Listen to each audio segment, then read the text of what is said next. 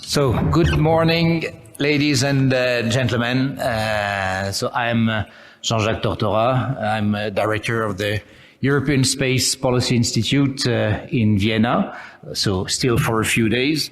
And I'm grateful to be given this opportunity to, I'd say, attend this event, which is definitely one of my favorite, and to moderate this session, which is about industry perspectives on expanding allied partnerships. And I think that after having heard all the discussions that took place here yesterday, I do believe that this topic is of high relevance. Actually, in an ideal world, we should have governments cooperating and concluding partnerships, while industry would compete to be able to provide services and goods at the best economic conditions. And one of the conclusions that I drew from yesterday's is that we are not in an ideal world. And there is still some room for reflections on how we could further extend the partnerships to include to a larger extent security-related activities, and also how we and under which conditions we would be able to give a greater role to the private sector, to the commercial companies into this kind of activities. And actually, there are plenty of critical questions that need to be addressed. And this is what we will try to achieve in the next hour or so. And for that, I have the privilege to be supported by a very prestigious panel, starting with Mr. Václav Kobera. You are since 2011 Director of Intelligent Transport Systems at Space Activities Research, Development and Innovations at the Czech Ministry of Transport. On top of that, you also hold many high-level positions as head of the Czech Republic delegations in EU space institutions like European Space Agency or ESPI. We have Kevin O'Connell. I'm not sure we need to still introduce you, but at least I'd like to remind that you made 3 careers in one. So in government first, in industry, and then as an entrepreneur. And so yesterday you already shared your views on space traffic or space situation awareness, in which you have been quite instrumental in promoting the development of such activities in the US. And today I would like really to get your views as former head of the US Office for Space Commerce. Next we have Mr. Hiroshi Koyama, who is a fellow at Electronic Systems Group of Mitsubishi Electronic Corporation, MELCO, and very active in promoting the utilization of space systems in various fields, which will be really your topic today. And last but not least, Mr. Jaroslaw Jaworski, who is a general manager at Redwire Space Europe, and a prominent representative of the so-called new space sector. And we all know that you are particularly driven by your ambition to make space more accessible to mankind.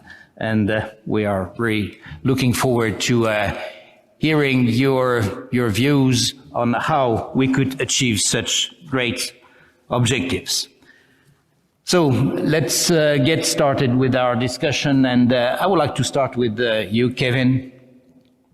As I said, as former, you were head of this U.S. Office for Space Commerce, and after your successful term here, do you think that we did enough to ensure global fair competition in space?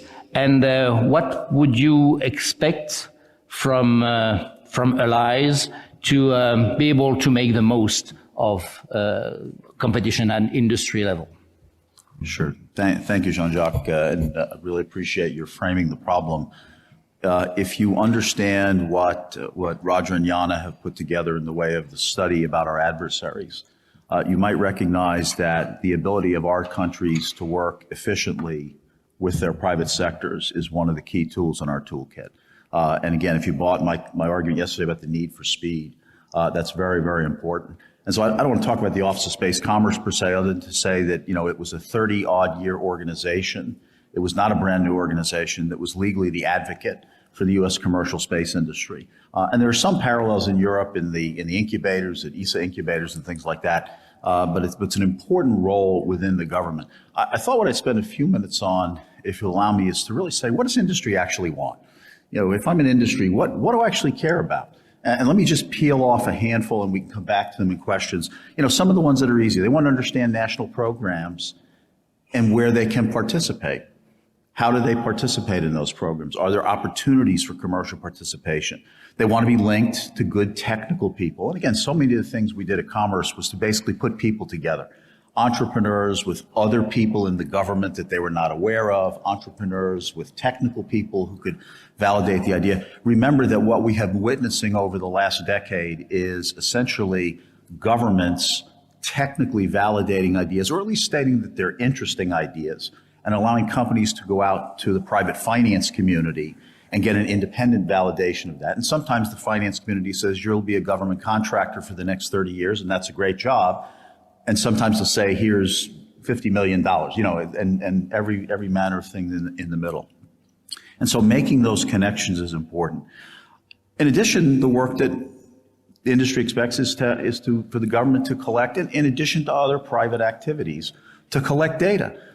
Claire Joly and her work for the OECD on the space economy was a pioneering piece of work, and so that continues. And then, of course, at Commerce, we put the Bureau of Economic Analysis to work to essentially count space statistics in the way we count our national economic statistics. Okay, and it's very important that we do that. That provides a source of information for government investors, if you will, private investors, finance people, and others. And so we have to do a better job. There's nothing wrong with the data that's out there. This is a very hard question. And so how do we improve the rigor of those things? We could talk a lot about regulation. And what industry really wants is clarity in regulation. Not just about what the intent is of regulation. They really expect that government will try to keep up with regulation in a blisteringly fast technical world. And this is one reason why it's so important for government to stay tightly connected to industry, because things are moving so quickly that bureaucratic processes to craft regulation just don't keep up at that speed. And so you need to try to stay close. I'd make a different point, which is that there's a real importance of clarity in the process as well. So much of this is about process, and where government actually creates a process that is either opaque and it cannot be understood by the government. When we rewrote the remote sensing rules just about 2 years ago, we finished. We knew that by 2022, there'd still be some new places where we'd have to change things because the market had changed. But we also worked hard to take out things like stopping the clock, opaque processes where the company's not given any information about what a problem is. Sometimes there's sensitive information, and so need to share as much information as possible, because oftentimes the company has partly the solution to the problem that the government has, and sometimes it has all of that. Bigger problem, of course, is that when we think about regulating the traditional missions, remote sensing, launch, and communications, governments were familiar with these for decades. Okay. Now, when you show up at my doorstep and say, I've got an asteroid mining mission, or I have a space medicine mission, or I have something, government may not have any necessary advantage in any of those areas. And what will happen in a bureaucracy is people will say, hey, that's great, we'll get back to you. Well, if you're in business, you're going to be, you need them to get back to you very, very quickly, or you run the risk of going out of business, or you go somewhere else. And we can talk about that a little later as well. Peter talked a little bit about this yesterday. Industry expects that the entire set of tools of government are put to use on their behalf. And so what we've talked about, Roger, you and I talked about this yesterday, there's kind of a whole set of tools in the toolkit that we don't use, that this conference is really all about, the financial export controls. And again, even in those processes, there's room for advocacy to make sure that they don't have too damaging effect, if possible. In the current situation, obviously, it's pretty hard to do that. But those tools in the toolkit, we got the Exim Bank reauthorized, for example, and one of the data points was that the Chinese had 400 times the amount of export credit finance that the United States had at the time. And so these are just tools in the toolkit.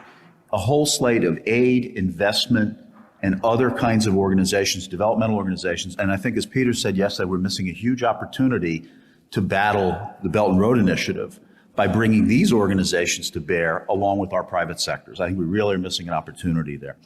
On the allied cooperation piece, I think it's very important that countries in our government-to-government dialogues have an explicit conversation about commercial things, as we've just had with France, as we've had traditionally in the U.S.-Japan Comprehensive Dialogue and in other bilaterals, et cetera. Talk explicitly about the issue of commercial. What do we consider fair competition? What do you fair? And we'll have our disagreements. Again, amongst friends and like-minded, we're going to have our disagreements.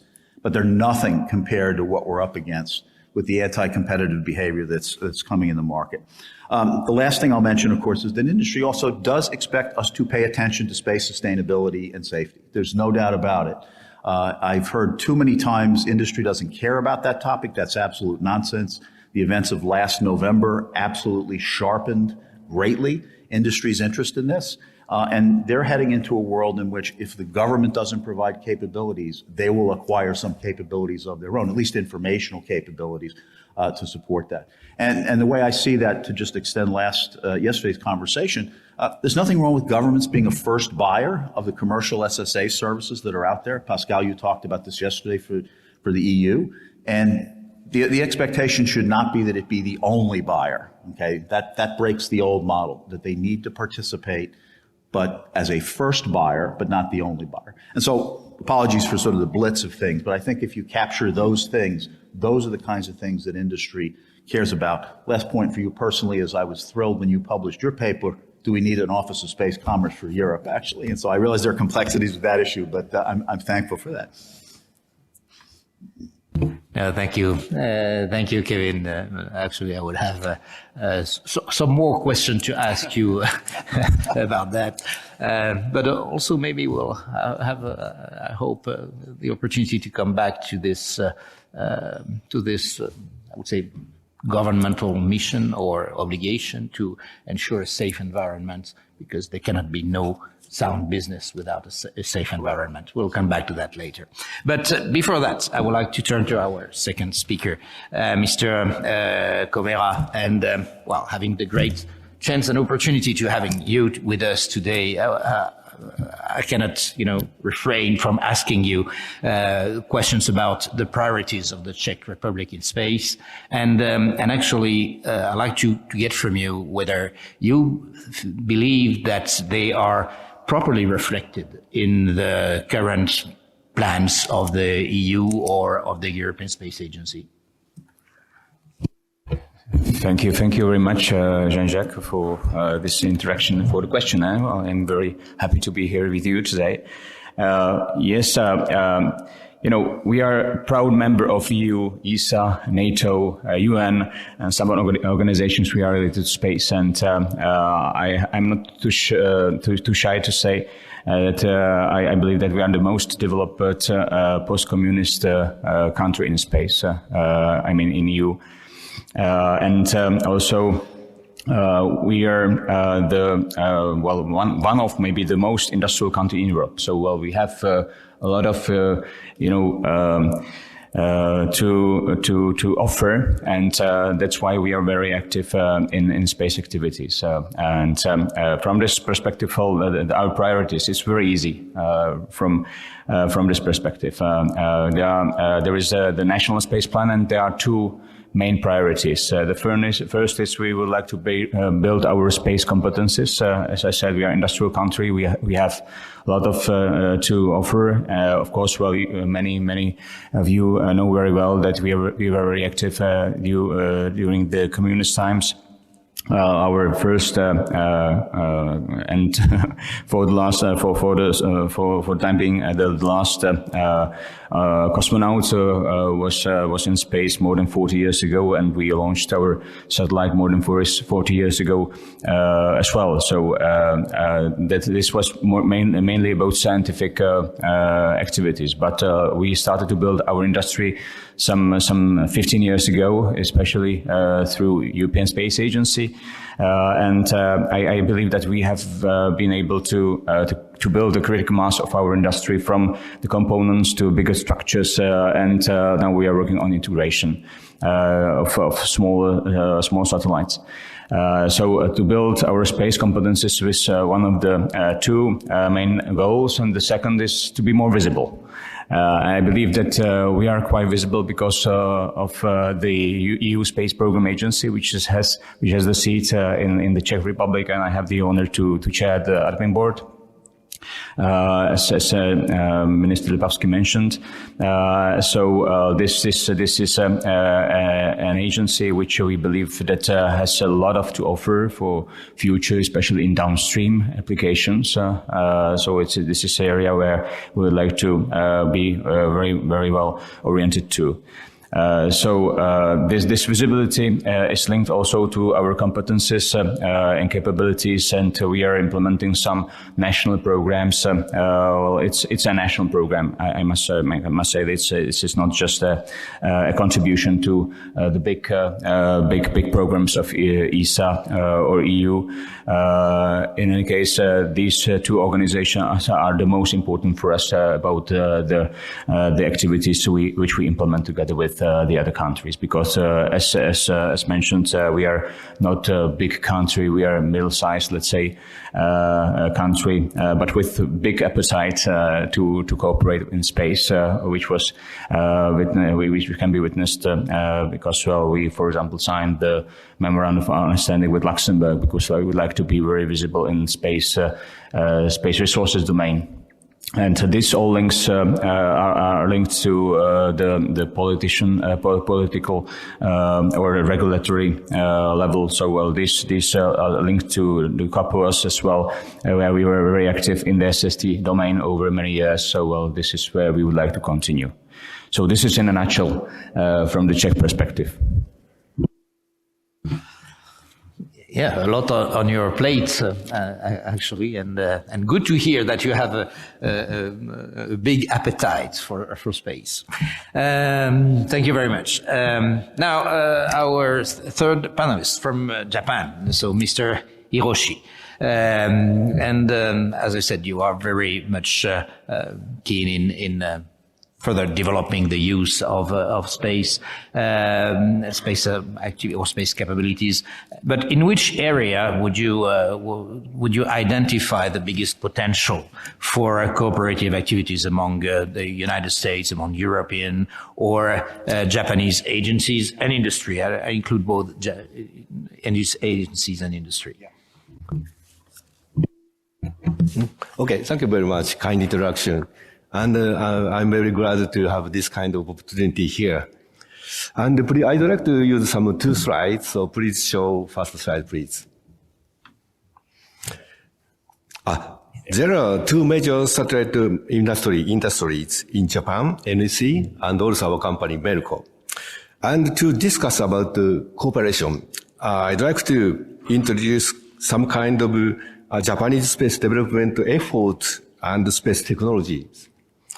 Our company's involvement in space development in the 1960s and has participated several hundred satellite projects. And in the area of satellite system, we have developed and provided communication satellite. This is the biggest business field, as you know. And also as well as observation satellite, positioning satellite, space station technology, space station transportation vehicle, and etc. And the ground systems we developed and provided large telescopes and large antennas in addition to ground satellite operation and control systems.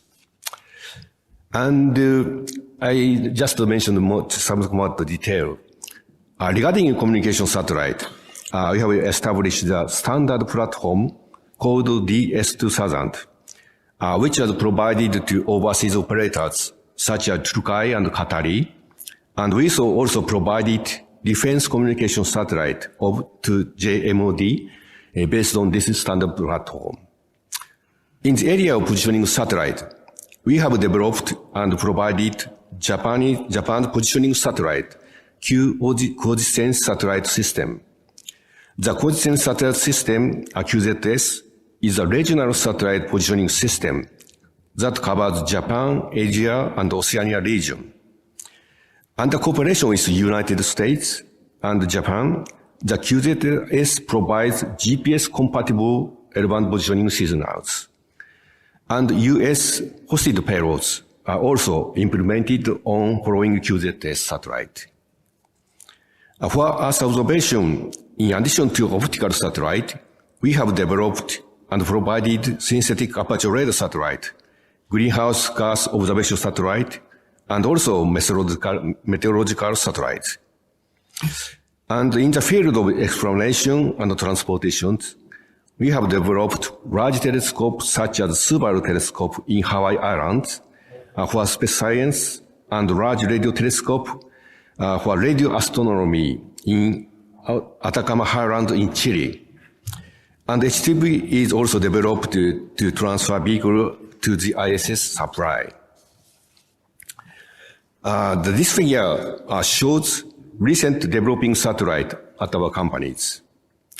The launch of high-resolution optical satellite and L-band synthetic aperture radar satellite is scheduled for next year, for this year or next year.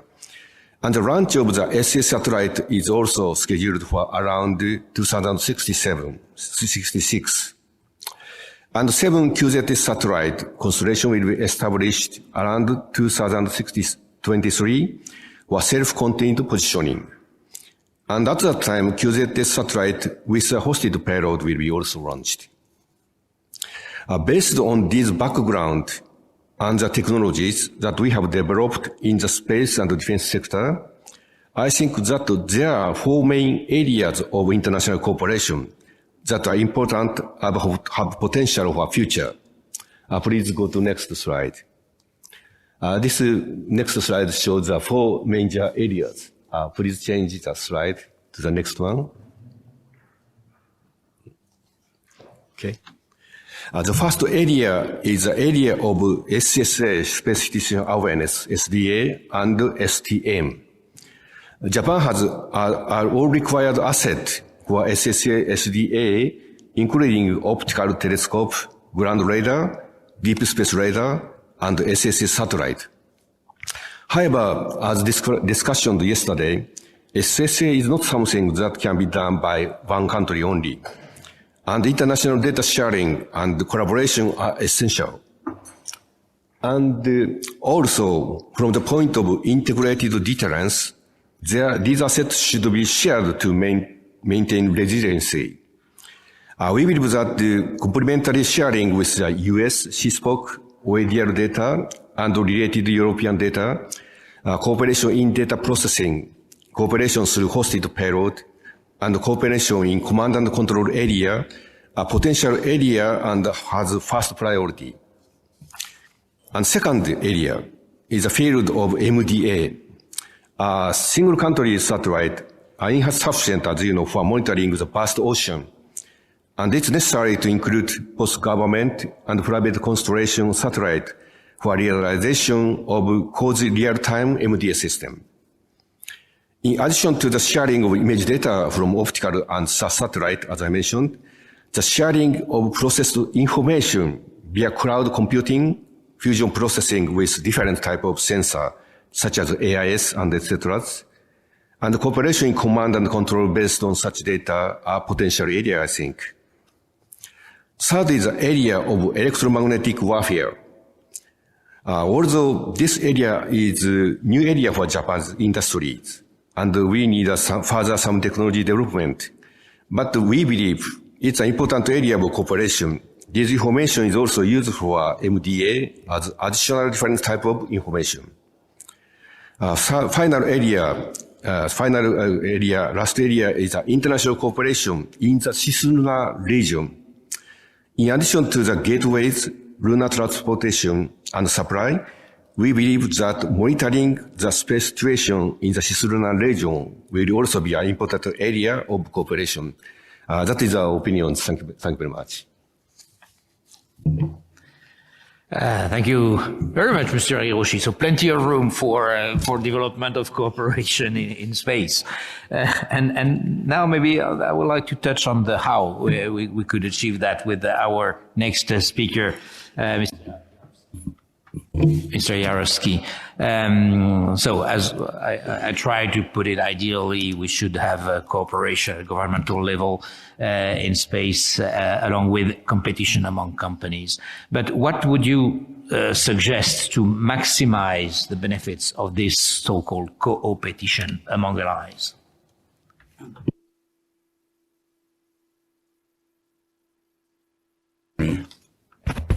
Thank you, Jean-Jacques, for invitation. I would say that I'm not afraid of competition. I would rather say I would be afraid of lack of competition. It means if we don't have a competition, it means that we don't have open markets, and we are still at the beginning of the at the time where space industry or space sector started and was heavily dependent from defense programs. Right now, we are going into so it was a little bit protected by governments since it was very strategic. It's still strategic right now. So I think first thing what we need to do is acknowledge that competition exists, and it's a good thing. The recent commercial crew program on ISS shows in US shows how many things might be accomplished if you let other players to join the race and support them and guide them a little bit by governmental programs. Since companies, international or national, they have tendency to start from a startup, be very innovative, go fast, then grow, hire different people, building structures, and then slowing down. And what we don't want to do in terms of civil programs, defense programs, or international one, just to rely on those, which became very expensive. We want to allow other innovative people and small companies join the race and compete with big players as well. However, also I think what we also need to be aware of that space sector and space industry, it's still very strategic geopolitical domain, and every state will have its own preferred interests where they will not allow to participate foreign companies with foreign capital, and that's fine. That's fine as long as we know that and we are aware of that.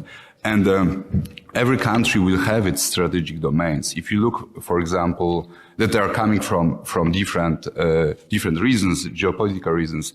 As far as you are aware of that, that's fine. If you, for example, look on France, that is heavily focused on launchers, which is strategic interest of France, will not be very much open to allow foreign capital to come and also compete to participate in national programs. If you look on Czech Republic, probably the same programs as with GNSS, where you have here European centers of excellence. So this is your strategic domain.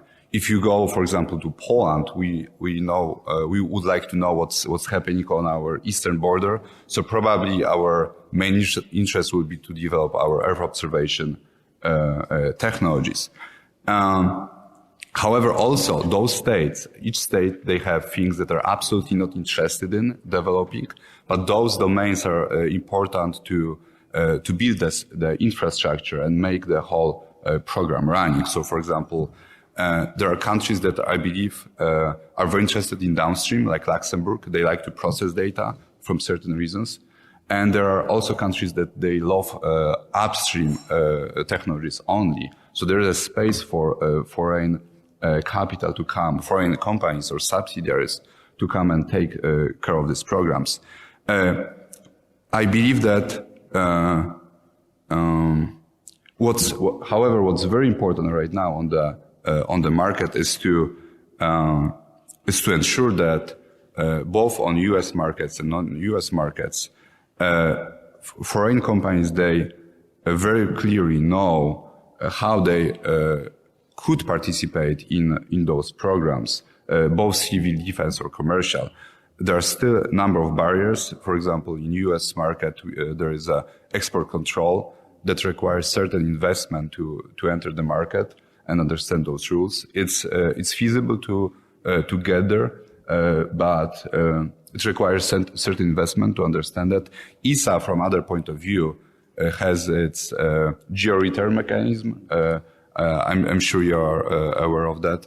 That also is limiting in certain way the competition. So competition among companies are still not very intensive.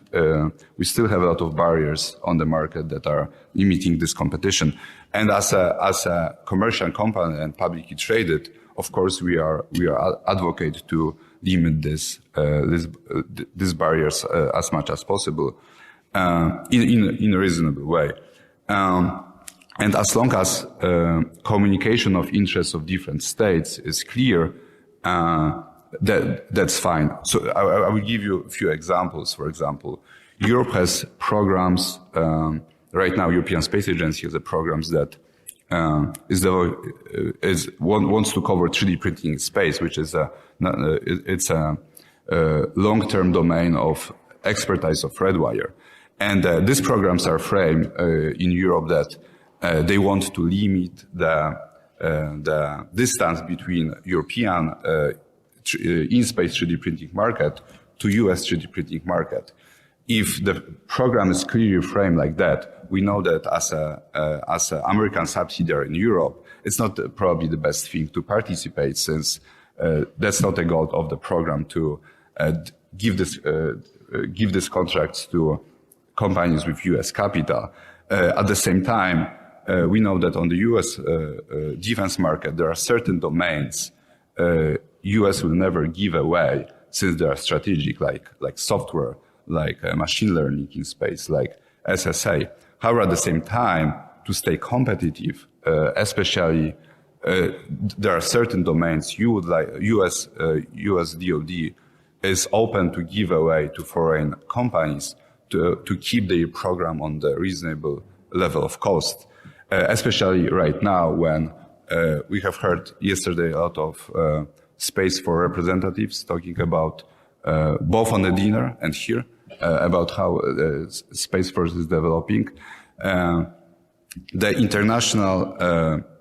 international markets allow to participate some of the non-US entities in these programs, especially that what we are observing is that those primes that won those contracts for multiple satellites, they are experiencing disruption of the supply chain right now. So they want US DoD programs, but they are under risk that they will not capable to provide these services on time and within a price. So what they do is that they are recognizing this shortage. They are going to their customer and they are asking in what domains we could subcontract this to our friendly nations, to companies from our friendly nations. And as long as this is very clear, it's more cooperation than competition. And I will also add to maybe to close this this part of the session is that we have in industry or rather space sector a lot of nations that are joining right now. They never had a space program before, but they are joining European Union. They join European Space Agency. They are joining also NATO right now. What's an opportunity for them, and also what's risk is that they have their space industry on certain level, and they need to be very reasonable in allowing foreign companies to come and participate in their programs. if they will not protect their industry, the well-established companies with 50 plus years heritage would come, set up subsidiaries and probably grab majority of those strategic civil of defense program. However, if the rules are clear and they are coming on the certain level to rather not take the majority of the portion of the program, but to work with the local industry to navigate them and teach them how to grow, to become more competitive. That's a mechanism that everyone is looking for. And Europe did a number of experiments in these domains when countries from New Europe, like Czech Republic, like Poland, like Baltic states, were joining for European Space Agency a few years ago. And ESA was doing a number of experiments, how to, first of all, incubate the local industry to grow it and become competitive first on European level and then on the global market. But at the same time, not limit foreign participation to come to these countries, open subsidiaries, and also try to bid for local programs under open competition. Oh, thank you. Thank you very much for that. And definitely more open markets to give more chance to innovation is a key message that we can convey today. Now, I conclude from your long list of examples that we are still very far from that.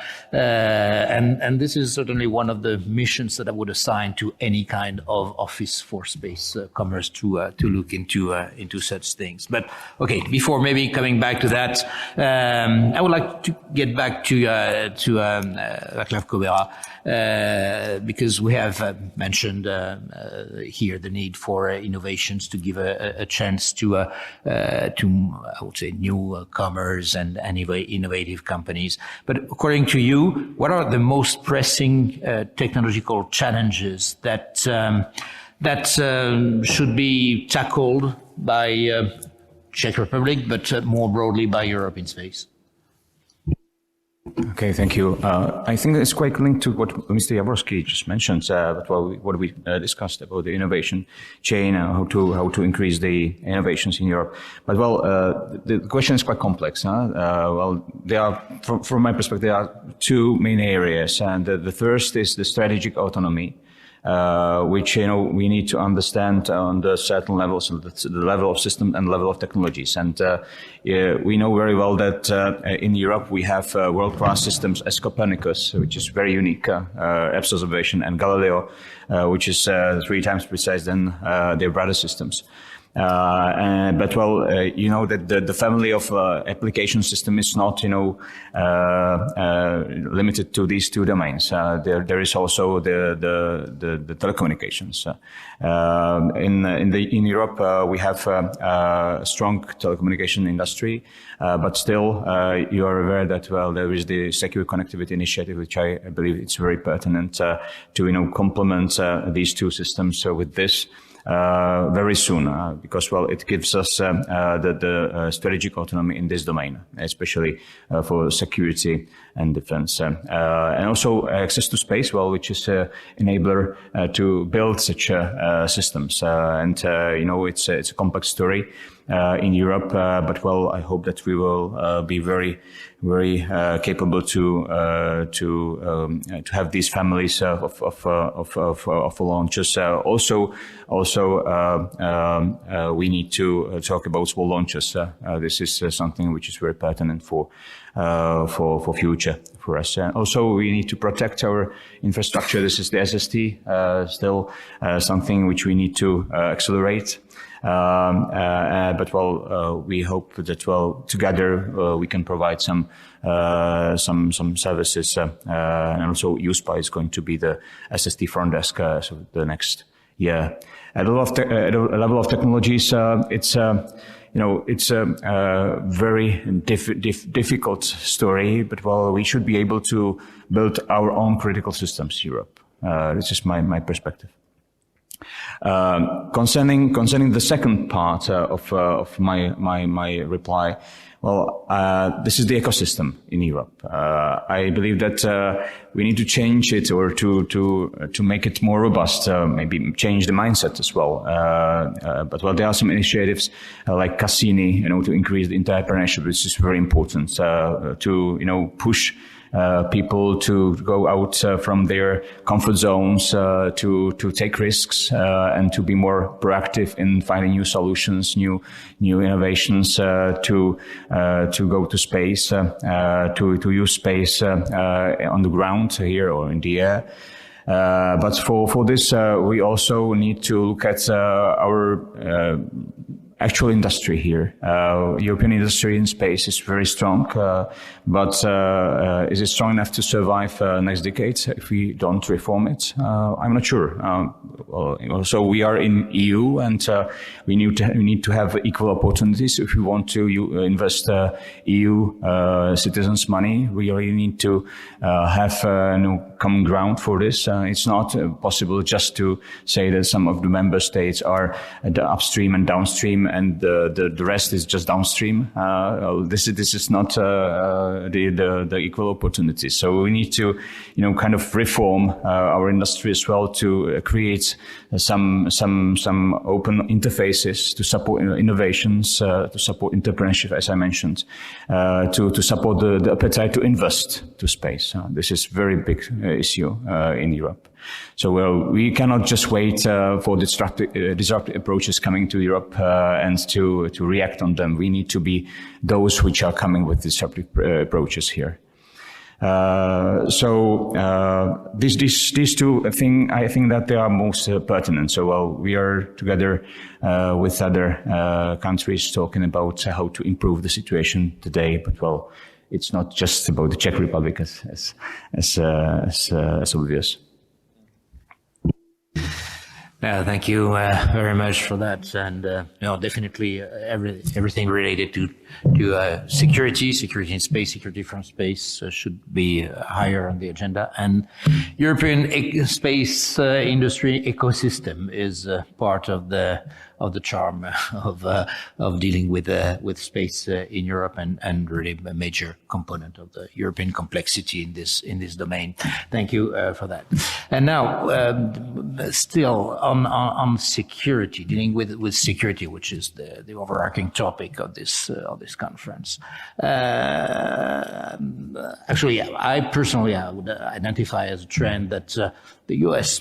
national space policy used to be very much driven by national security concerns, and it's just recently developed and evolved to I would say, increasingly account for business development and commerce, and you played an active role in that, Kevin. At the same time, and reacting on what Mr. Kobera just said, I think on the European side, it used to the European space policy used to be very much about business support to competitiveness, and is increasingly now considering industry or security-related concerns. And I would identify, I would say, a similar trend in Japan at the moment. Correct me if I'm wrong. Maybe one question about that I would like to address to Kevin is, would you identify opportunities in this new setup for new perspectives for international cooperation in all kinds of space security-related matters? Would it be space security in space or space for security? Thanks, Jean-Jacques. I think the one way to not frame this, we all have our unique histories, obviously, and we'll benefit from those, and sometimes we'll be cursed by them as well, obviously. But the one thing this is not about is security versus economics, so security versus commercial activity. I think if you look back in U.S. policy, there's been a growing voice over the last handful of administrations that has talked about the promise of commercial, not just per se, but also to help inform security. And it's for all the reasons that we talk about things commercial, the ability to anticipate customer needs, the speed that is needed. And again, we talked about this at length yesterday. We have to go fast in so many areas, and for all the right reasons, commercial activities often can give you that speed. And so it's not just pitting them one against the other. We have to get out of a mindset, and all in this room will remember it, in which someone would come forward with a brand new idea and they'd say, oh, that's really interesting. That'll be by in about 10 years. Well, 10 years today might be 2 years. It might be 2 months, actually. And so how do governments, for security and other reasons, actually take advantage of this? I think the other part of this that I talk is that certainly while at Commerce, and even since I had the pleasure of talking to a lot of emerging space countries and some of the ministers in those countries, and they would say, this is all for us. This is all about economic development. This is all about talent development. It's all about innovation. That's why we need to get into the space economy, and a view that space is, you'll be left behind if you're not part of the space economy. So I think a lot of countries are recognizing that. A lot of countries are playing more of an active role. They're not coming in from a security perspective. They're coming in from more of an economic and scientific perspective as well. We still have to break a model that says, because this has been about security, certainly in the United States, that it is definitionally at odds with things that are going on in commerce, et cetera. Think of it this way: is there not a security future which has a much more robust set of commercial activities that actually leads to security? Okay, we may not be at the point to get there, per the conversations over the last couple of days, but we have to start to think about it that way. Okay, challenge taken up. Thank you, Kevin. Now, still about security. So yesterday we had a lot of discussions about some raising concerns arising from from China and Chinese plans and developments in space. And maybe, Mr. Hiroshi, I would like to ask you a question about that, since the China has been very active in APSCO, for instance, or through this association that they have set up in the promotion of their Belt and the Road policy to involve a number of related countries and to elaborate some kind of standards, local standards. What are your views on this, and do you have any concern about that? Okay, thank you. In our experience in space business, such as exportable satellite systems, ground stations, and onboard satellite equipment, we have not directly experienced unfair competition with these two countries. But rather than that, we are concerned about, as you mentioned, their activities in the field of promotion of utilization of space systems, their space systems, to the neighboring countries. There is an organization of China named APSCO, Asia Pacific Space Cooperation Organization. APSCO is an international intergovernmental organization of countries in and around Asia Pacific region, which aims to promote multilateral cooperation in space science, space technology, and the applications among member countries. To enhance the space capability of each member countries and to promote sustainable development in each country. That is their objection. An important activity of PUSCO is a cooperation program, named cooperation program. Major programs include data sharing service platform, space segment network, and interconnection of ground-based space object observation network, and disaster monitoring, mitigation network, and others. This is very security-dependent matters.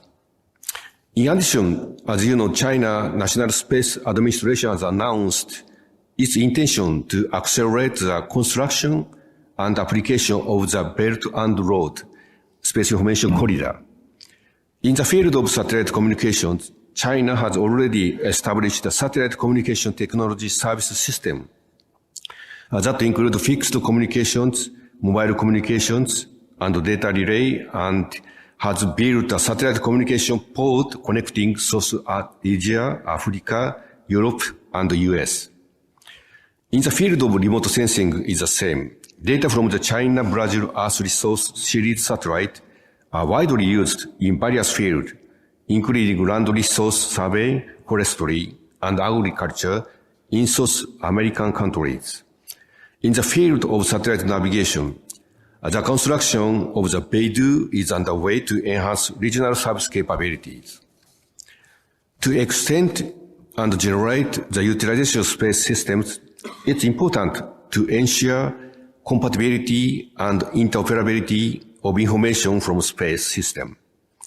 And the standardization of data format specification is important for this purpose. To cope with China these activities, I think we need some kind of framework to deal with these situations. And the key point is how to standardization, specifications, ensure compatibility, and ensure interoperability in a transparent and fair manner. I think one good example of successful implementation of this issue is the ICG, International Committee on Global Navigation Satellite System. ICG is organized by the United Nations and consists of countries that own positioning satellite, such as the US, Russia, EU, India, China, and Japan. And ICT meeting is structured from preliminary meeting and also technical subgroups, such as the System Signal Service Group, Enhancement of GNSS Group, and etc. And in this ICG meeting, the standard, compatibility, and interoperability of various positioning signals are coordinated in open manner, in fair and transparent manner, led by members mainly from US, European countries, and Japan. I believe this kind of system and framework will be necessary in the area of SSA, SDA, STM domain, MDA, ES domain, and cislunar surveillance domain. And this will be a matter of international cooperation in the future. And I think this kind of framework is very useful to cope with China and Russia activities. That is my opinion.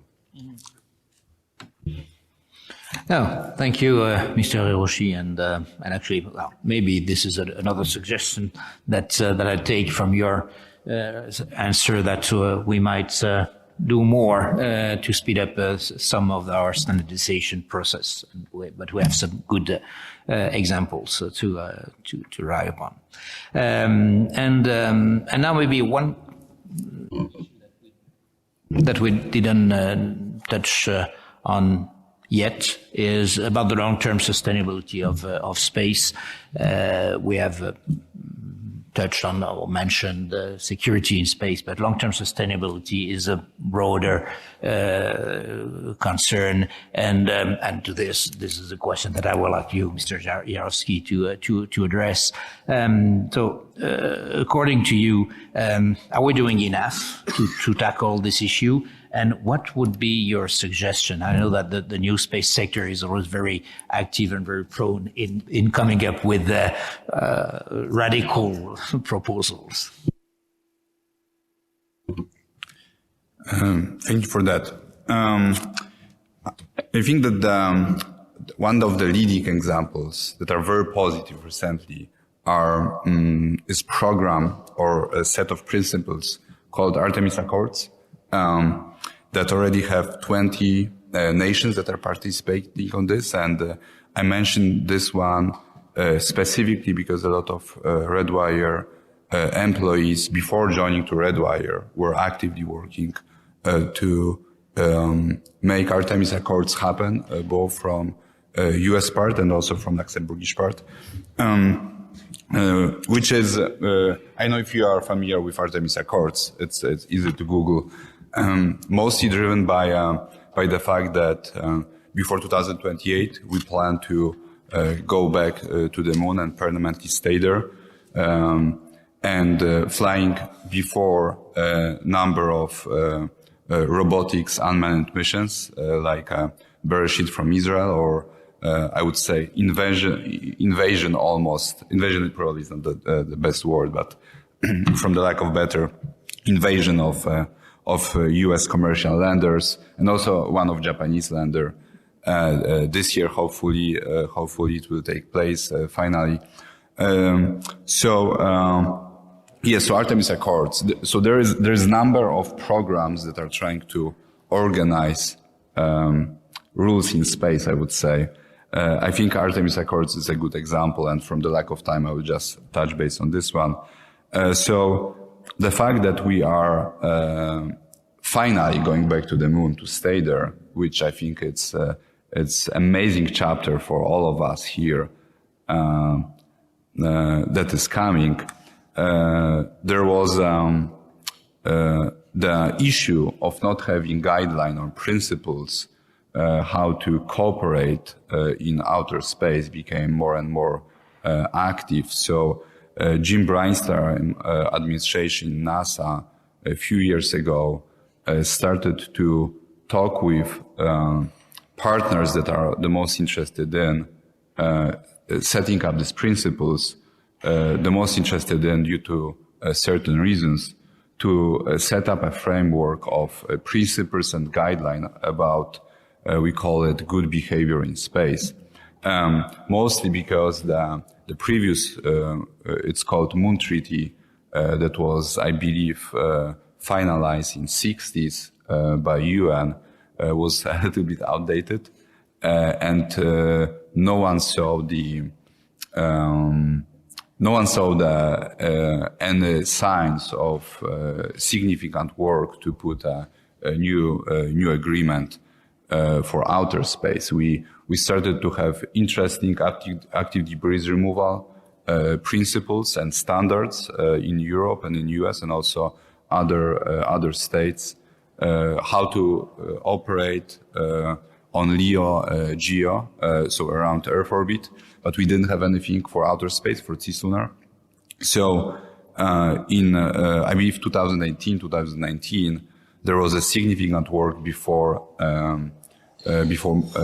founding states of Artemis Accords, led by US, to sit down and build something that would be better than UN treaty, and we could also implement penalties if member states are not following the rules.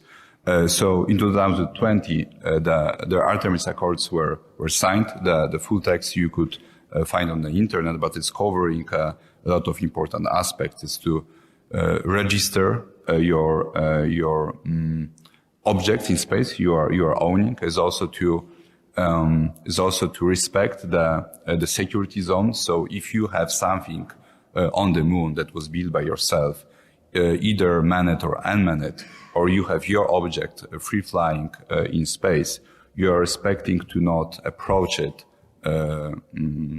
closer than X range. But if you plan, it must be also communicated and also coordinated with the owner and other entities around. And also to protect the heritage. So imagine that we have Apollo landers being on the moon. That is almost like a touristic attraction. And you have a new nation or new space company going there and wanted to take part of this Apollo lander, to bring it back and sell as a souvenir. So this kind of Artemis Accords are regulating this type of activities. To Artemis Accords, and by the way, it's a very interesting issue that because UN was not able to put anything significant over the time of 50 years, and there were no motivation, of course. US, with the closest partner, made it happen. So program is very much seen as US-led, which is also object of criticism of Russia and China, talking about security that is serving a commercial purpose of US. However, it was established by first 8 nations, which I think is a good sign of how the world is changing, that we're not typical, I would say, allies from the past, but also it included, for example, UAE or new spacefaring nations like Luxembourg or Australia, for example. And we have over 1 year or over 2 years 12 more that joined to the program, including countries with that are not, I would say, traditional within this group, like Colombia or Mexico or even Bahrain. France was the last one, and not least, that joined, I think, 2 weeks ago. We are still waiting for Czech Republic, and I believe the more states we will see as members of our Artemis Accords, the biggest chance it will become the global standard, and this is something I'm really looking for. And I believe so. That's main initiative, I would say, in the outer space, and we are, I believe, much better established in terms of policy and rules than we were a few years ago. So I'm looking forward to see progress here, and I hope we will be better set up for the future, considering that we will have more and more active players there, and outer space became in next 10 years much more crowded, I believe. So basically, further continuing the development of norms for responsible behavior under the umbrella of the Artemis Accords. This is and a message I would say to convey to Mr. Kobera regarding Artemis Accords. This is what I get from your reply. Thank you very much for that. Now we still have time for a couple of questions from the audience. I see, yeah, Valentin. Yeah. Good morning, Valentin Eder from Space Analysis in Vienna. I have one point to the conference itself that was very well discussed. What are the big threats in security in this room? I think, named China, named Russia, and that's the big enemies, what I understood, and the big threats. And now I'm coming to the statement from Kevin. The industry cares about sustainability. Yeah. For this, I just have a story to add. I had at the beginning of this year a chat with an operator, a European operator of a constellation, very famous one, very successful ones. And the question was, what I brought up to him was, how do you see the risk of a collision in your constellation? And say, this is not a risk because our spacecrafts are so cheap that it's not a risk for us. This is in complete contradiction to the statement from Kevin. That's one topic in that sense. I do not see it as industry itself behaves sustainable. They behave sustainable in the interest of their business case, but not as the resource. What is not discussed, what I see masked in this conference, is the threat of the industry acting in space to the space sustainability. Maybe there is a comment from the industry side itself now, from the panel, to say, okay, we have different threats. One is whatever, but the industry itself in the design, in the operation, in the disposal is, for my opinion, also a threat. Maybe you can go a little, elaborate that for us. Thank you. So, Kevin, you're challenged to answer consistently. Sure. So what I didn't say was that every company considers space safety and sustainability at the top of their list. And, we have a problem here where if one is not compliant with certain ideas and rules, then they may create a big problem for everybody else. I think that's where we're going to get to the rules of the road. That'll partly be fueled by industry, as I said yesterday in the conversations like in Confers. The other thing is that we need to do a much better job understanding risk in different behaviors in space. And yesterday I talked about the space insurance industry. How do we understand what is different for different orbits, for different kinds of constellations? There's a ton of work to be done in that area. What I do see are a number of companies starting to buy independent SSA data services and things like that to sharpen up their understanding of where they are.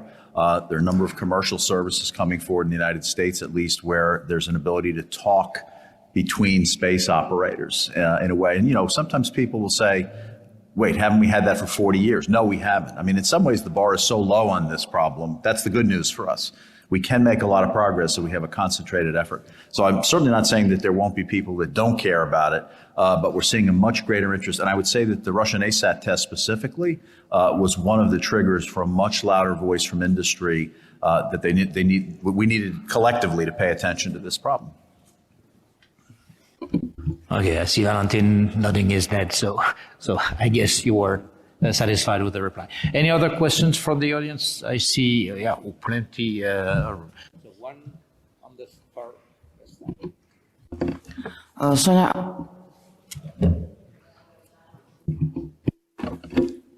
Okay. Actually, my question resonates with the question of the first speaker, and we've seen a lot of large increase of satellites, especially on low Earth orbit, especially commercial ones. And it makes problems for science already, for astronomy.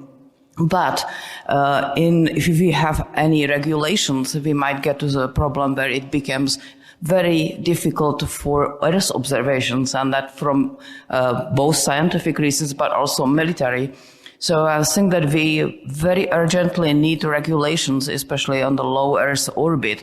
Otherwise, we may hamper our abilities to launch any more satellites of whatever kind to this low Earth orbit. Thank you. Yeah, so regulation to ensure continuity of please. Thank you. I was eager to actually answer on both questions.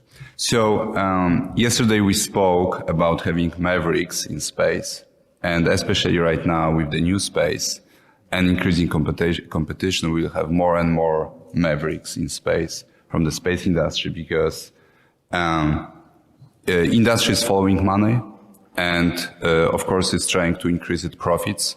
So if it could, I'm not talking about ourselves, but this is a general trend.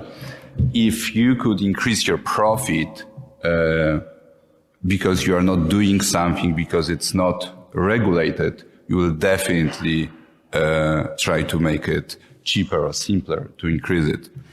And it very much depends from leadership of individual firms if they want to be responsible or not, and maybe be a little bit more proactive in terms of preserving, I would say, environment on ERG or wherever.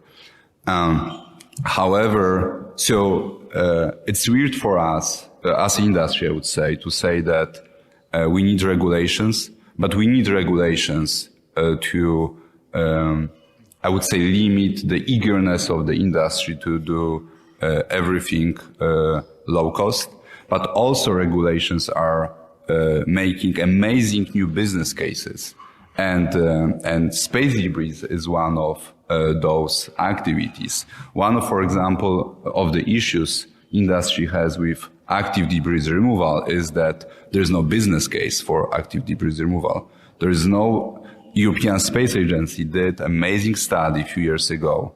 We're trying to check if we are going to replace 10 the most critical space debris on the low Earth orbit, how it will decrease probability for further collisions and increase of the space debris. The results were saying that we'll put few billions of dollars or few billions of euro. The impact will be zero. However, if we put regulations on satellites operators or satellite owners that you need to avoid collisions, you need to deorbit your satellites immediately after malfunction of the satellite, that's because you will be paying penalties. There might be a business case that penalties are so high that there is amazing market for automatic deorbitation devices or dedicated space debris removal missions, which is opening totally new business case, I think pretty exciting right now. And I know that some of the companies, Astroscale, for example, from Japan and UK, are very much supporting setting up these regulations, because if they will have this regulation in place, their business case will open very strongly. So I would not be, it's strange to say actually, I'm not afraid of regulations. I would say let's keep them on a reasonable level. And of course, regulation are always a little bit later in comparison to when some technology or business case is appearing. So more regulation and penalties to pave the way for new economic models. No, I make it short. But I have plenty of speakers that would like to address this question as well. Please, Mr. Hiroshi. I often have the same issues from astronomy people. They are very much serious for that. And I think key point is, I think STM and also regulations.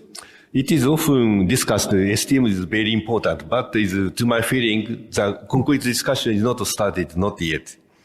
And as you know, in the field of the communication satellite of GEO, there's an organization named ITU, and we should first filing to the ITU to coordinate to the interference between each satellite communication signals. Based on the analytic data, I think that is very important. In the STM framework, basically, ideally, it is necessary to analytically evaluate the effect of small satellite effect to the astronomy analytical way, and make I think it's some kind of filing concept is necessary to the future orbit assignment and also assignment of number satellite to the orbit. I think it's one of the solution for your problem, I think. Okay, which is another option, obviously. And Kevin, you wanted to react? Just 30 seconds. 30 seconds on this one. I hear people say we just need regulation. My only cautionary note is that regulation cannot be wishful thinking. It cannot be hope as an option. It cannot be the best ideas that 2 or 3 people together sit around a table and guess at. Okay, those will be disastrous. What we need is data-driven regulations, informed regulations. And, you know, frankly, we're in space for 6 decades, and not all the data is collected as rigorously as we might like to collect. It's in different countries and things like that. But that's my only quest. I've seen too many attempts at regulation, and I really fear, John Shaw said this last night at the dinner, you know, we will have crashes in space, we will have deaths in space, and at that point, everybody and their brother will come out of the woodwork with their ideas about regulation. Many of them will kill the industry in its entirety if we're not very, very carefully. So I just beg that people think about data when they're trying to inform regulation. Thank you for these words of wisdom, which would be better than just repainting the satellites in black to reduce reflectivity. I have one more question, and this will be the last one. Peter Garretson, please. So, Koyama-san, you've spoken eloquently on the need for cooperative cislunar domain awareness, and I assume you're expecting some kind of economic development there. Years ago, Mitsubishi was public about long-term plans for solar power satellites. I'm curious if that's still in your plan and how that would change the necessity for security in space.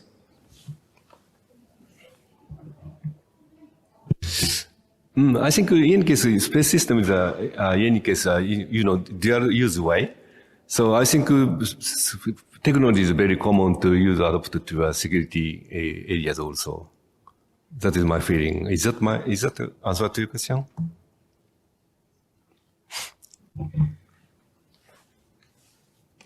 So, I mean, the first question is it still part of Mitsubishi's plan, to develop this technology for solar power satellites? And then how does that change what is required for security? And I open that up to the whole panel as well. Solar power technology, you say? In any case, we are not to adopt the solar power technology to a security aspect, it's only for power supply in spite of, atomic generator also. Okay. Okay, this is on this last reply that I would like to conclude this panel. I would like to invite you to join me in thanking our panelists today for this interesting discussion. And I think that it's now time for a well-deserved coffee break.